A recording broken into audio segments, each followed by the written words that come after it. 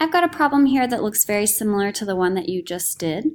The big thing about these problems is that they're asking you for meanings. They're asking you for what do different terms mean in this scenario. So let's read the problem. It says, a student used f of x equals 5 times 1.012 to the x to show how the balance in a savings account will increase over time.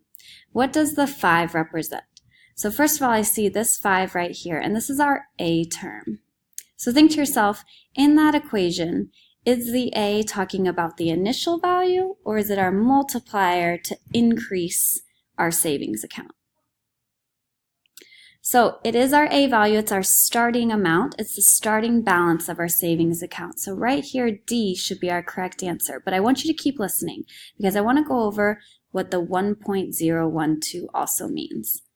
Now, one thing I see about it is it's bigger than 1, meaning that this balance, the savings account, is increasing, which I would hope it would because then you get more money out of your savings account as it increases. So I see that it's increasing, and let's talk about the percentage rate that it's increasing. So it's not increasing 0.012, but if we actually made that an interest rate at a percentage, I would need to move this decimal point over 2.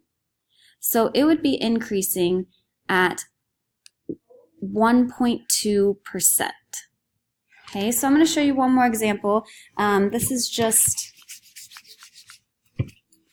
kind of a general example, and I will show you. Let me flip the screen. Okay. So I'm going to show you if I had maybe f of x equals 4 times 1.25 to the x. Our initial value would be 4, and I would be increasing at a percentage rate of 25%. Now if it were decreasing, let's say I started with 4 again, but I'm decreasing. It has to be less than 1. And let's say I want to decrease by, let's do 4%. I need to subtract 4 from 1. So 1 minus 4%, let's move that decimal, 0.04. So 1 minus 0.04 takes me to 0.96 to the x. Here's a decreasing function, and here's an increasing.